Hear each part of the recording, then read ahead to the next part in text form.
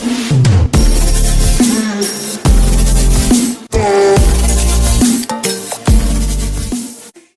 everyone, welcome back to another episode of the SheSellsWeed podcast. I am one of your hosts, Mindy, and I got my other lovely co-host next to me, Jax. Jax. And thanks for all your support. Thanks for tuning in. Before we get started and introduce our host or our guest for today, I'd like to thank our sponsors, the Pocket Dispensary and the Delta Boys Dispensary. Thank you so much to those dispensaries that always support us, and please visit the stores. They're lovely stores. We can vouch for that. I'll put my word on it. Yep. That they're great. That's right. Do you want to shout out our first Patreon member that we got? So if you did not know, we do have a Patreon. So go and support us on our Patreon. We really want to build community over in that area. And then you actually get access to our sesh, which we will not be doing on our episode. And we will be seshing on our Patreon. So come follow us there. And thank you so much to our first Patreon subscriber, Corey. Shout out to Corey. What's up? Thank you, Corey. Yes. We are excited to see all of you there. So please check that out. Join us over there. And we just wanted to start today's episode off with something fun before we get into deeper introductions. So, Gabi, I would say, what is your favorite weed song? Ooh, that's tough. Man. Wow. That's okay. You put me on the spot. Just quick, right off the top of the head. Okay, it doesn't even really talk about weed, but it's called "Smoke Law" by Patronata. It's a very vibey song, and you can definitely smoke to it and kind of just vibe out. I've never heard of it, so I'll have to go check that out. And then we'll also maybe, I don't know, clip it for we'll try to put a sample in it for you. Yeah. So you all can check out, and then let us know in the comments what's your favorite weed song to smoke to, so that we can vibe out and sesh together. And so Gabi is on our show today. Hello, Gabi. Welcome. Valle. I want to pronounce her last name correctly. Thank you. And Gabi has been in the industry for a really long time in the Sacramento area. We've met years and years ago, and there has been just so many changes, so many things happening in the cannabis industry in Sacramento, but you have had experience in many different facets of the industry. Yep. So sales, marketing, and then also community organizing and events by the way of being one of the founding mothers of the Grown Women Good Weed community, which we are all familiar with, right? Because we've all watched the episodes with all the different ladies. That's right. So all went to all of the events. Yes. The last event was so good. That was such a good event. And so we're honored to have you here and kind of learn a lot more. And then if I'm not mistaken, you do a little bit of yoga teaching. Yoga, yes. So thank you for being on the podcast today. Yeah, thanks for having me. I'm super stoked to be hanging in session with y'all. It should be fun. It should be a fun time. Yeah. Well, I guess we should just start off with your story. What brought you into cannabis? How did you get into cannabis? So this will kind of take you back to a little throwback, but before I was in cannabis, I was in the service industry, and I worked at a spot called the Burger Saloon in Woodland, and I did all the things there, like busing, expoing, serving, bartending, and in the service community, they work very hard, but they also do a lot of drugs and alcohol, which, to each their own, but that's not something that I could really resonate with. And I had all of these coworkers, who were so passionate about creating these amazing drinks and like giving people this cool experience. And I didn't share that same love. And I lived in Woodland at the time, which is a huge ag town. And so there were a ton of farmers and people who had grows, and they would come by and tip me in nugs and cartridges. And all of a sudden, like, I could talk about it for hours. And so I put in an application for like probably 100 different cannabis jobs, from BA to bud tender to all the things in between. And Jetty hired me right off the bat and gave me a chance. And yeah, just kind of my main thing is destigmatizing cannabis. I grew up in a culture where that was very much looked down on, and for whatever reason, right? You know, maybe past family convictions and things like that, but also just the lack of knowledge and education around cannabis. So I really wanted to be that person for my community and my family. Yeah, that's great. And how was that in Woodland? Because you have ties to Woodland. Oh, I do. Yeah. I'm just going to ask you if you could just pull that closer to your face. See how mine's a little close to my face? Yeah. You can pull it. It's not going to Okay. fall. Yeah, you can pull it. Yeah, perfect. I just want to make sure your audio, she because is. I don't, yeah, that's Okay. it. There we go. Cool. Yeah, I grew up in Woodland, Yeah. kind of. I mean, I went Fairfield, but most of my family's all in Woodland. Actually, you worked with my sister-in-law, Yeah, Alicia, Yeah. and she's now married to my brother. And out, yeah, Alicia. so yeah, she's great. Yeah. She's a And great, at that time, there was not any dispensaries. It took No. a long time for Woodland to even get dispensaries, which is kind of the thing about the smaller, Yes. I would say, town. And so it is, you would think even in ag town, it would be, you know, everybody's a hippie, but it's not that way. There still is a lot of stigma that goes into just the way that people think, especially in rural areas as well. And so it is hard to get licensings open and do different things, and like especially even small towns. Yeah, I don't know why Woodland was so slow to do it, because like we had Yolo County, you know, is Davis, West Sacramento, and like a little town called Yolo, and like there are commercial grows out there, and people have been growing out that area for such a long time, and it's like I thought that they had moved along, and it's only been this last year that they've allowed for dispensaries to open, and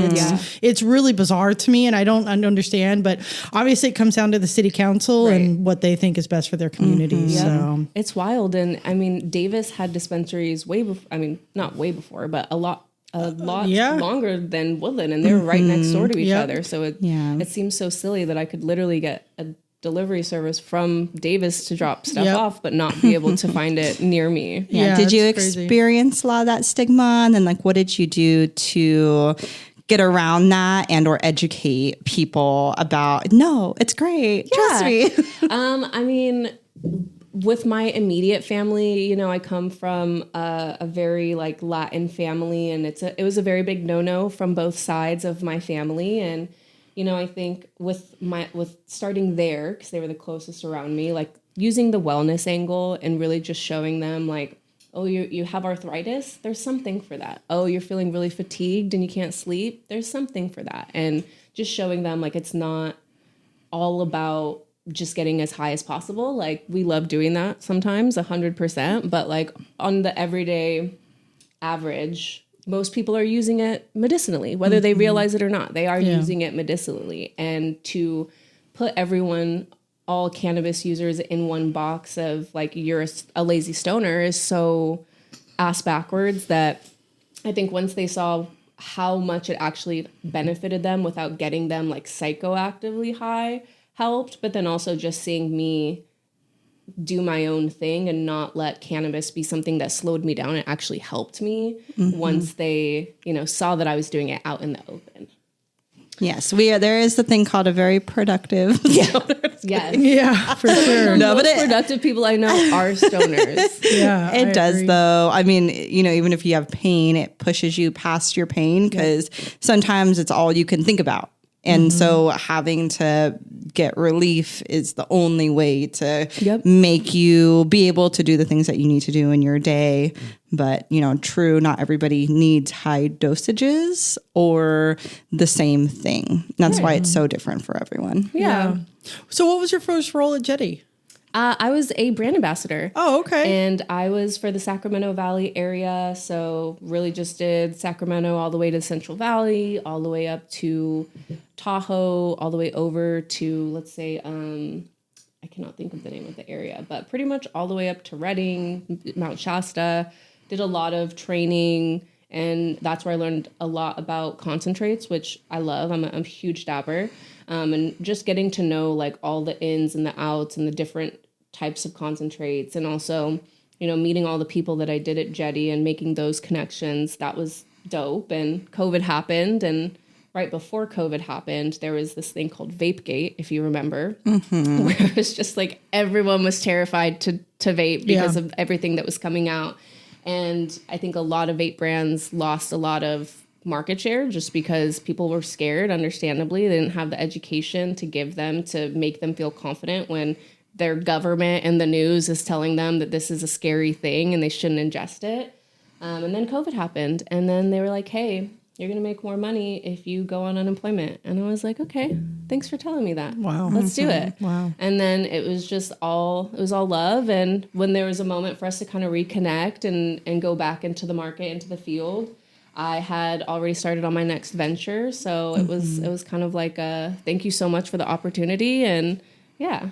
Where did you transition to after that? After that, that's like 2020-ish. So after that, I went to Uncle Arnie's. Okay. And so started there, was their first salaried sales rep, and started with one SKU and, worked there for about 5 years and wore all the hats, sales, marketing, education, brand ambassador, all the things. And that was awesome because it was a completely new thing to me, like beverages, and not just new to me, but new to the industry in terms of like beverages still only like less than 6% of the total market. So it was really cool to try new things in that way. And yeah, it was a really fun, great experience. And since then I've transitioned over to a new brand called Nuvada. That's a vape brand that does really focuses on wellness and having a very curated experience, meaning they add terpenes in there to give you a very well-rounded entourage effect, a very specific one. And so it goes a little bit deeper than just indica sativa hybrid, but it's a great option. I love my Nuvada. And the last thing that I've really been into is just, working with the Grown Women Good Weed group. And that's been awesome because we all know how few spaces there are for women to just be unapologetically themselves, relax, unwind, be weird, and not have to worry about anyone just taking it the wrong way or, impeding in your space. So yeah, I think that is real feminine energy, to be able to just be yourself and not have to worry about doing something a certain way or acting a certain way or saying the right thing. Right. Yeah. It's crazy because like you were saying about the vape thing, like vapes have now surpassed the flower sales this last year. Like more people are buying vapes than flower, which is pretty crazy. So it's a good transition for you, obviously, because you went from something that's like 6% of the market to almost 60% of the market now. 100%. Yeah, the vapes have really taken a top, which I always thought they would. And I guess it was that government, news kind of stuff, because I remember when vapes came out, like I was like, oh, this is it. Like flower's so done. Convenient. Like why would you, especially for so many newcomers, and like it just be not having to heat anything up like with a lighter. Like I see why it's very accommodating to families and all of it. Yeah, no, it's definitely become the new thing. Yeah, for your commonplace weed smoker. Like I think of that, like how many different people out there, and I'm definitely in a community where it's like we have access to a lot of cannabis, and so it's just normal that we're dabbing, we're doing all the other things, but like the people that work in restaurants, like they're vaping. All of those people are vaping. Yeah. They said, give me 30 seconds. I'm going to the walk-in really quickly. And I do think over the years seeing it, it's to me the most how I kind of see like, oh, this is a good vape is very hardware. Yeah. I'm like the way that it's heated up, the way that it tastes, it all comes down to the hardware 100%. And different things. Oh yeah. But I like the name of the new company you're working for. It seems like a place. Like I'm gonna go to Nuvado. Right. Yeah. It's exactly. I'll be there for a couple hours. Exactly. I'll be back later. Yeah. How's that transition been for you? I mean, because you're just sales now with them. Yes. Okay. And so, to be transparent, like I was laid off at Uncle Arnie's, and it was something that everyone is going on in the industry. And, even since my departure from there, I've had a couple of other friends also lose their job. And I think it's something that is, needs to be discussed more because it's real. And, people agree. All the time, like it has nothing to do with them. It is just unfortunately like the luck of the draw. And why do you think that's happening so much? I think because at least for beverage industry, it was going so well that a lot of brands really ramped up and like doubled down on territories, on product, on inventory. And at least in the beverage space again, like we had the hemp bill come out and them essentially say like we are going to relook at the 2018 Farm Bill and we're going to try and essentially stop hemp sales. And so from Uncle Arnie's perspective, that was like everything that they had just put their money and invested in is expansion and opening new states and finding new partners. And on the rec side, it's even harder because it's every single state has to have its own manufacturing. And like, at least in hemp, it's, you know, state from state, you can ship things. And I think people, the intentions are there, they're good. Like they want to continue to expand, but sometimes you either expand too quickly and you kind of burn through all of like your cash and all of that, or you don't actually take time to plan, and because you don't plan, you pay for it because you're doing things last minute. And it's just I would just say not poor planning, but it's cannabis, so something will always pop up, right? Like something will always pop up, but also just organization and understanding, you know, what your market is going to look like, and also like just trying to anticipate the crazy things that happen in our world. Like you could do everything right, and then the government will be like, psych, we're actually shutting this down. And then it's like, okay. It's the highly regulated industry. Exactly. And it does. And like nothing, you know, everybody is kind of on that same boat. And one trending thing that I've noticed just throughout my experience of like watching this happen is that marketing is always the first to go. It sure is. And like in a way, like I get it and like I fully understand that, but then in another way, being from the dispensary world, if a brand is not marketing their product and if you're not doing the work in order to do that, you might be on the shelf for a small amount of time and be able to get on the shelf, but if the products aren't moving, you have lost your chance with that dispensary. And then once you are gone off of the shelf and you have that reputation as this product did not sell on our shelves, it is very, very, very difficult to get back on that shelf. And I think that is one thing with the separation being as we all have different supply, you know, parts of the supply chain that the brands and the manufacturers don't understand the inner workings of the retail space and how that really coincides. And so I'm just curious on your thoughts on, you know, one, you know, marketing always being the first one to go, and then, you know, why it's so important, and maybe some things that, you know, some brands are doing wrong, and like more of a general sense that in marketing terms, like they could be a really good brand, but they just have not hit that marketing mark in the cannabis space. Yeah, I mean, I would say on your last question, for sure, I think it's just knowing your audience. I think too many people want to try and just get their product out there, that they're like, everyone buy it, but you need to know who you're making a product for. And that starts kind of when you can like conceptualize the product, right? Like who is this for? Who am I going to sell this to? Because ultimately sales is a solution, right? You're just trying to find something that works for that customer in that price point for whatever effect it is. And I think with marketing, that to me is all of the education that everyone is going to get about your brand. If you don't have any marketing, how are they going to know what this brand is about, know where it came from? And this sounds, you know, maybe silly to some. I'm like, who really needs the brand story? But I think now more than ever, people are buying with their morals, you know, and they're putting their money where their mouth is. And so if they don't know what you stand for, whatever that is, right? Like that could just be for, you know, only making outdoor flower, right? Some people are like really specific about that, or maybe it's wellness focused. But if you don't know who you're trying to market to, then how are you going to convince them to buy your product, right? If you can't even do that. And I think marketing is the first one to go oftentimes, because it's sometimes the hardest thing to really see like revenue generated from. So true. The ROI to really gauge ROI in marketing is so hard. Versus sales, it's like, okay, I'm putting my salesperson in the field. They're going to go all month. I know every single shop that they stop at, if they order, that's a direct relation from them going in there.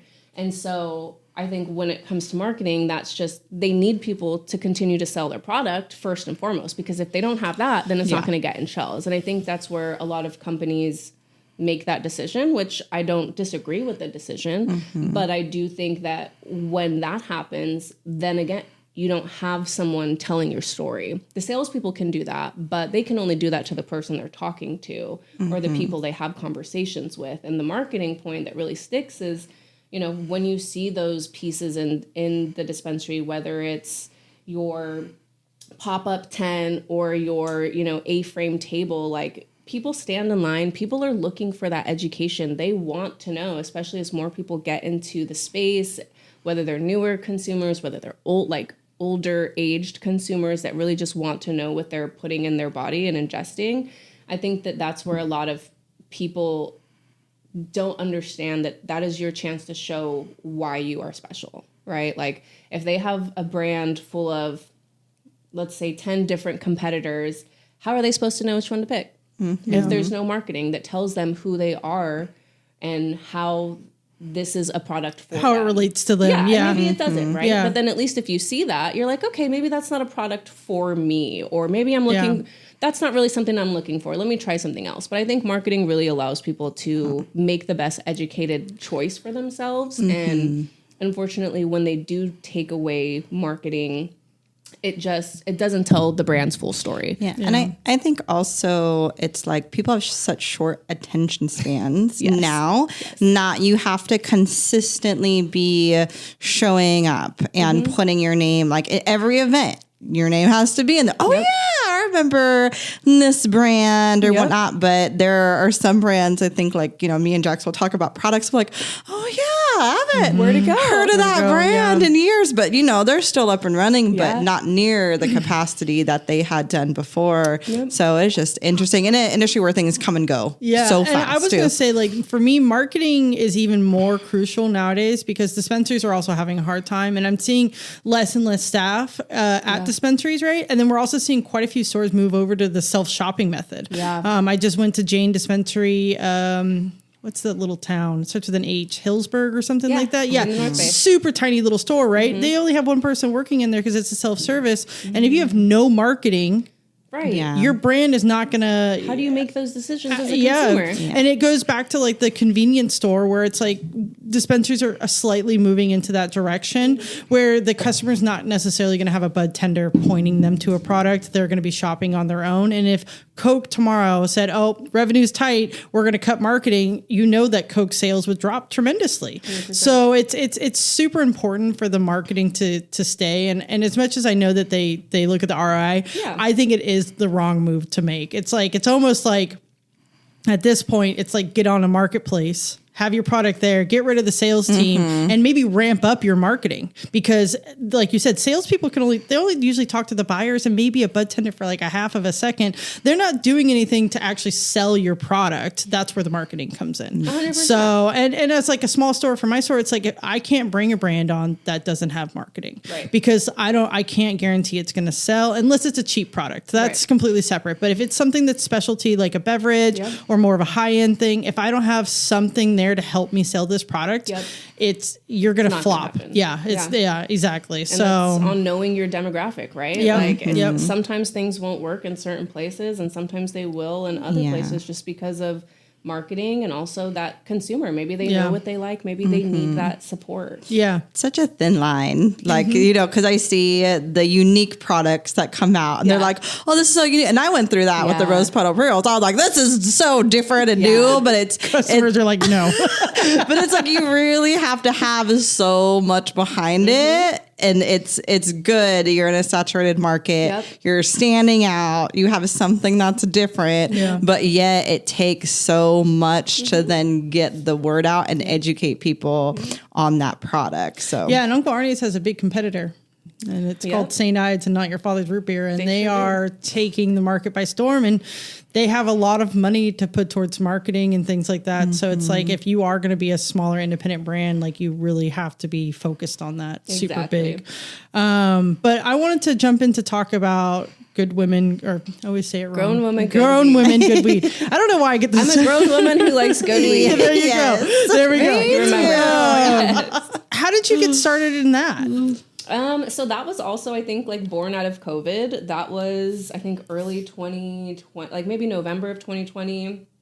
And that was just, at the time, Katie and Anissa, they were creating an event that they wanted to have women at, and they wanted women specifically within the industry, to come together, people we all knew. And, like you said, we're all connected and blessed, and we have people that we can reach out to who work for brands and say, hey, like, we're trying to throw an event. We are trying to empower women to connect to each other, to have a moment to just, share something new and meet a new friend, right? Especially in the industry. And so we did it. It was in Katie's backyard in November of 2020.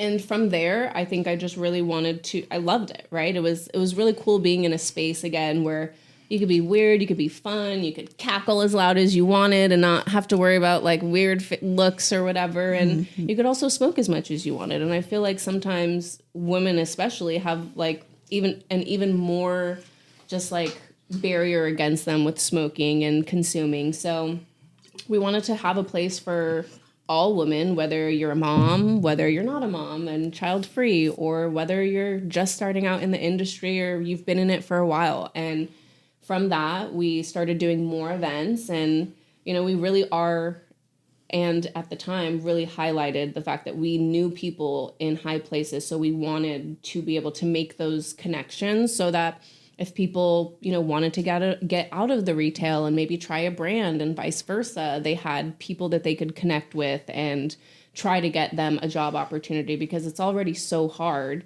Why not use our resources for good and for getting other women into higher places? Yeah, and networking, exactly, right, is so important. Yeah. I've been into, and it's just probably just based on familiarity or high different concentrations of men in the industry. Yeah. But I do feel like in many times when women are in a space with a lot of men, and they are looked at a certain way and kind of devalued. Like, oh, like you don't really know ball. I'm like, nah, like I know trust ball. me, I know ball. Yeah. But you don't feel that in the spaces where it's very similar to you. And like that is the difference, I think. And like not to knock men, like I just think it's the familiarity I think women thing. tend to be more reserved, not so boisterous like a lot of guys are. I've kind of noticed that when I hang out with guy groups, like that if you're not kind of talking about yourself and your ego and all these things, which is like just not what women do. That's not what we do. Yeah. It's very much like you kind of almost have to like force yourself to be like, no, I know good hash. Like I know good flour. Yeah. Actually, that's trash. Yeah. Like,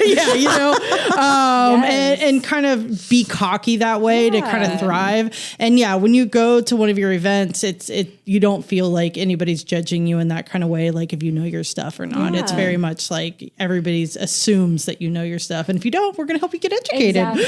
Exactly. There's no judgment, there's no shame. It's all about just coming together as a community and literally eliminating that shame, right? Like coming to a safe space where you can ask maybe silly questions, not stupid questions, but maybe questions you don't want to ask other people or ask a bud tender because you're embarrassed. But it started mainly within the industry. Like all of the women who went to the events were in the industry, and now it's both industry people and end consumers, which I was is going to cool. ask that, Because now it's like, now you're not just talking to people who you see in the field all the time, but then you're seeing someone who loves your product and buys it all the time and gets to meet someone from the brand. And vice versa, you as someone from a brand gets to actually meet a person who tried your product, and you get to get their feedback and understand, like, is this something you're into? Is it not? And just being able to connect with people in a further way, more than just, our amazing industry women,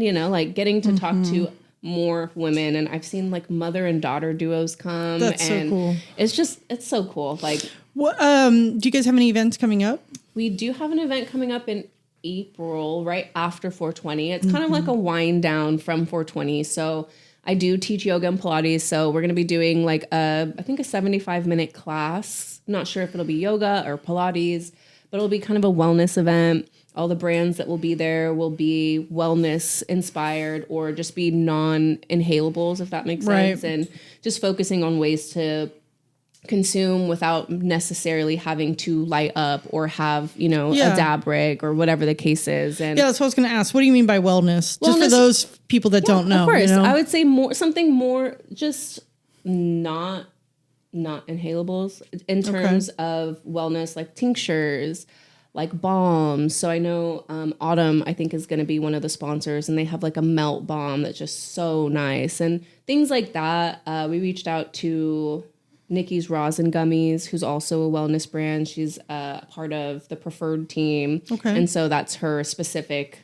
what's it called? That's her specific product that she makes. And just thinking about, like woman-owned brands that are intentional with their products and using that and combining that with working out and moving your body, right? Like you don't have to work out, you don't have to break a sweat, but just moving your body intentionally to take care of yourself. Yeah. And then combining that with cannabis in a very intentional wellness way. Yeah. What are the benefits of using cannabis in a yoga practice? And I've done lots of yoga, but I've never done Pilates. I'm like, okay, that sounds really intense most of the time.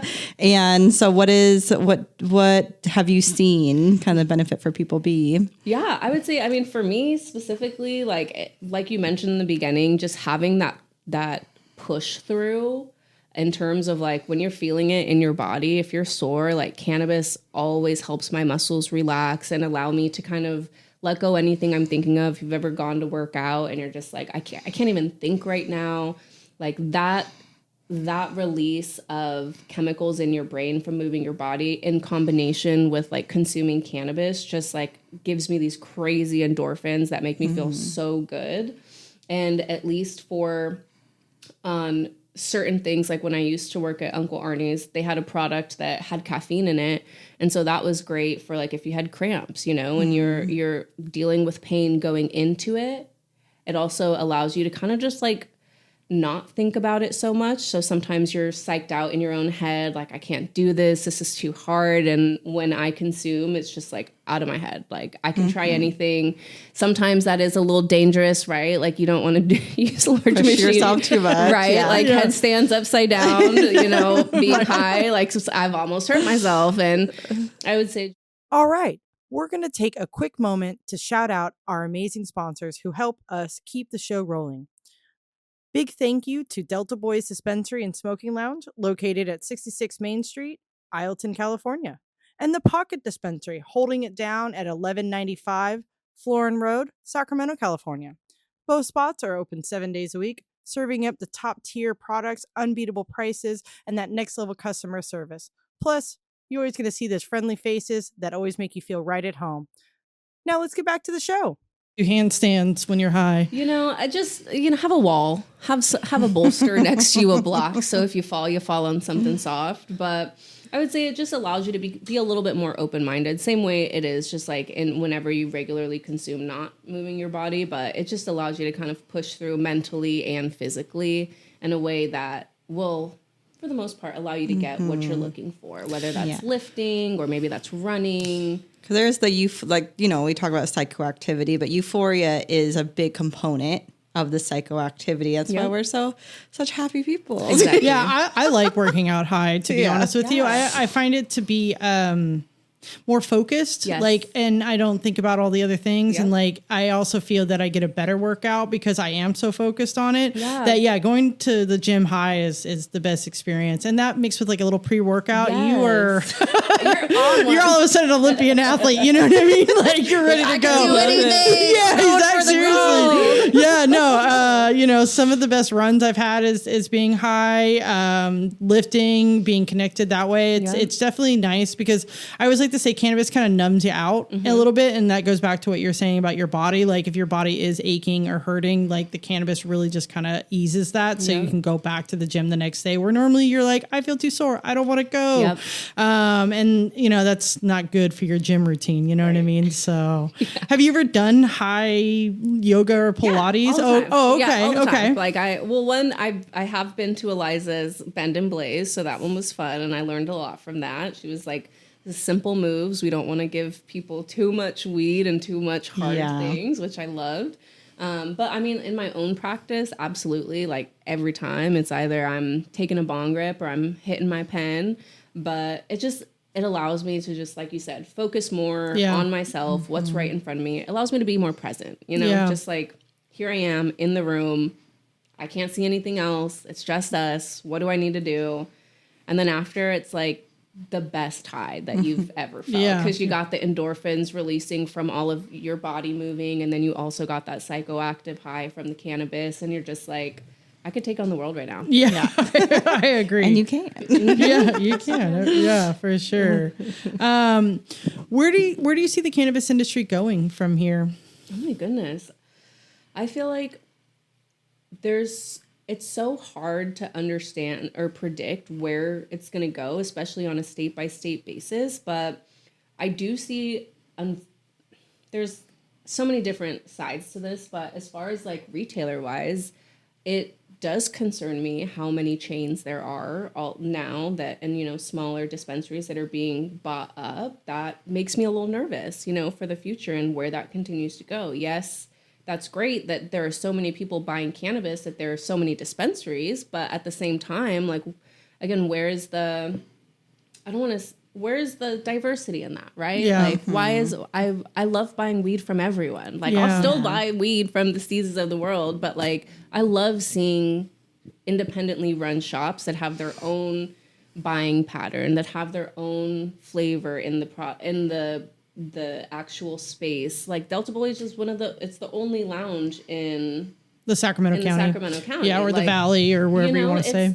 And if you guys haven't been to Delta Boys, like, you should You come gotta through, go. because it's so Definitely cool. come by and it's see me. extremely unique, and the art and the people, like,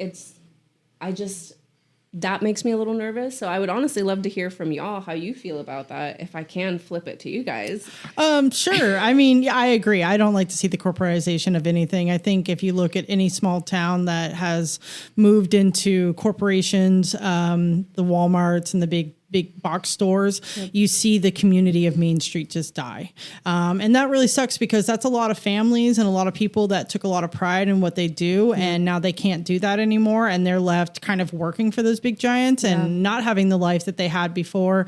And so I'm against it, you know, because those corporation stores, they select products for a specific reason, and it's not necessarily to the customer's wants. It's to their markups or their relationships. And I love the fact that back in the day, when there was a lot of small stores, if you went to a store like in Mendocino, or you went to a store in LA, you would see more local brands that were smaller that maybe couldn't make it into the commercial stores because they don't have the production rates. Right. Where if those stores go away, it's like those small brands also now go away because they can't sustain a big stizzy buy. You know what I mean? They'll buy their whole inventory and then they're left with nothing, you know? Done. So I kind of don't like that at all. I prefer the smaller mom and pop dispensaries. I think you just get a better variety of products, a new experience, because you go to one stizzy store, you've seen them all.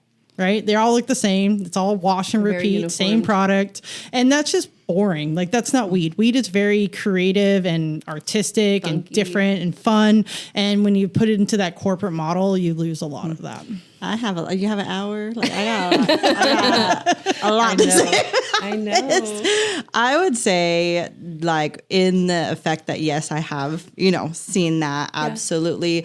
But I also don't believe the lies, because the corporate people will come in and they'll say this and they'll say that, and they'll be like, yeah, we're going to be able to run the store. But really, when they continuously do these changes, not everybody, just some of them. And my problem has been that they've used brands as banks. And have used the money that they have put on terms. Like, say, like a brand will give them product on terms, and then they take that money and they use it to go open a new store. And it's just not sustainable in that fashion. And I do think that a lot of the corporate models, it actually makes more expenses. And so as a small store, you're really careful about your expenses and you're very thoughtful about it. Whereas when you have a big store, you got all these high level people all wanting a piece of the pie, and then it becomes a very deal heavy type of model. And so, like Jax was saying, the brands that you're carrying is all based on deals that you've done with people. And we did touch on it a little bit before, the self-service model. I don't like that at all. I think there's still so much to be learned about cannabis and all the different products and new things coming out all the time. Like, it's hard for even the bud tenders. You'll go into most stores and be like, what's the difference between resin and rosin? And like lot of people still can't break it down. So to Yeah. think that the customers can really understand that is very difficult for me to just wrap my head around. But I don't like it although either. When I go in, the whole Yeah. time I just want to talk to somebody, like just for the conversation side of it. You know, it's very awkward to go into a store and like everybody's just like, "Hey, Yeah. okay, bye," you know, and you go into the store. It's very unpersonable, and I don't like it.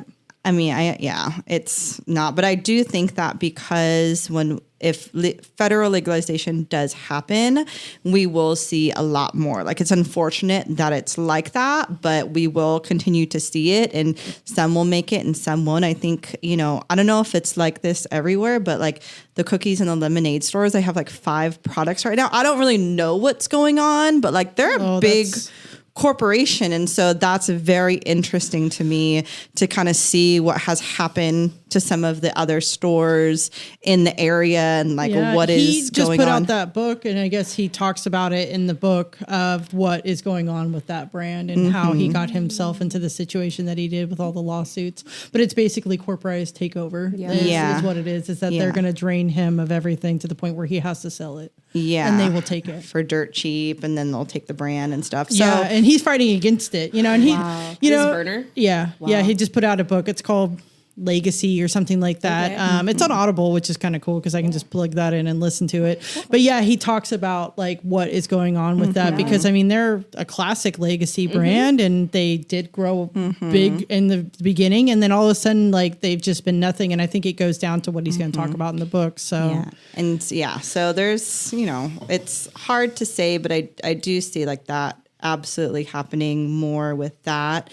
But I do think the thing that the smaller stores have that the bigger corporations don't, and there might be a way for the bigger corporations to integrate it more, is the education piece. And so I know you're really big on education. And what are the things that you've seen or the things that really have inspired you when it comes to being able to share that education with other people? At least being able to share it with just having the information like available. I feel like not a lot of brands give a lot of education that really resonates with people. Like they use a lot of big words, which is cool because it's scientific and it's very accurate. But if, like you were saying, if bud tenders can't understand it and then tell that to their customer, then it really doesn't matter. They've gotten nothing from your education. So I love to see other platforms that make it easy, like Seed Talent. Shout out the Seed Talent fam. They're great. It's a online platform that allows you to put your courses online, and it's not the solve for everything, right? Like people definitely learn better in person when they have tangible things to take home and refer to, but like it's a step that people and brands can take to be able to just get that much closer. Like if education is really what you're missing, which oftentimes it is, because like you said, if they don't know how to sell your product, it's not going to be sold. They're the not the keeper, but they're the people that are there who are going to give that information out. And so I think just having education available, but also looking at CPG stores and seeing how they've done it, like your grocery stores and your, Safeways and Costco's of the world, like looking at how they do marketing, like, of course they have tons of money for it, but seeing how they talk to people, because marketing is ultimately like psychology, right? Like you're trying to understand how to relate your product to someone else and make them understand it and understand why they need it or why they don't. And so being able to connect and use things that people are already very familiar seeing in the regular space, whether you're at, in the grocery store or at a small shop, just seeing that information kind of duplicated in the retail space gives people something that's very familiar with them, especially in drinks. Like, I don't like talking about alcohol, but I will say they make it very clear and they have tons of money to market. And being able to understand what you're consuming and then make that choice for yourself, I think is the biggest piece with education, is giving people the opportunity to make a decision for themselves. And like where the drink market has come. Like although it's still a very small segment, it is probably one of the fastest growing segments because people are now understanding it more. Well, and a lot of it's become nano, which most people can't explain. Like, if you ask an average bud tender what nano extraction is, they're not going to be able to tell you, and therefore they're not going to be able to explain it to the customer either. You know, so and that's a different experience than just traditional edibles. You know, so I think that like people. The education's super, super important for the bud tenders to be able to explain things properly. Yeah, because I mean, it's ultimately like the bud tender is who has all of the knowledge and who's going to pass that off to the consumer. And if they don't have the knowledge, that's not their fault. Like, that's their job to come in and sell. It's the brand's responsibility to help that sell through and make sure it gets off the shelf by educating the bud tender, by having some sort of marketing around the store, whether that's a promo, whether that's a demo, whether that's a literal just table tent that tells you everything about the product, just something that allows the consumer to, again, just make them feel like they're making an educated choice for themselves. Yeah. And then it's part education and then part like the experience, right? Like people need to be able to feel like I want to experience this, or I have been experiencing this and then I want to shift to a different way of experiencing life. Cause I struggle with that probably personally. I'm like, man, like I really want my life to be like this, and it's just like, I wake up and I'm like, oh damn, like a day went by and like my life wasn't like the way that I wanted it to be, 100%. But stepping into a different kind of experience of like what you want. Exactly. Yeah. I agree. So you said you like dabbing. Yeah. How do you like to dab normally? I like it all. I mean, Do you have a favorite? See, like I'm a big rosin head. I really don't smoke a lot of resin these days. I'll smoke it all. Okay. But I do love a good rosin always. Yeah. I just like something with a good nose on it and a good consistency. Rosin is kind of the easiest for me to deal with consistency wise. Like after a certain level, like full melt and everything else, like it's a little too temperamental with the concentrates, and I'm like, I just need my dab now, and I can't like try and get it all not stringy. But I love a good rosin. I normally dab on my Puffco. I also have an e-rig where it's just like, again, if I just want to get fucking loaded, like I'm just turning that shit up on high and dropping it. Because sometimes we have those days, right? It's like with your Puffco, you turn it on red or whatever the party mode is, and you're like, just fuck me up. It is a totally different experience, like new dabbers versus like when back in the day, I remember the first dab I took, it was like a bong, like this big, and then just an attachment. And I like hit that thing like a bong. And then you're done. You get like sweaty on the back of your neck. That's my favorite feeling. You're just like, oh my God. Yeah. Like I have people come into the store because of the lounge, and we talk about dabs with them, and a lot of people are like, oh no, I had a dab one time.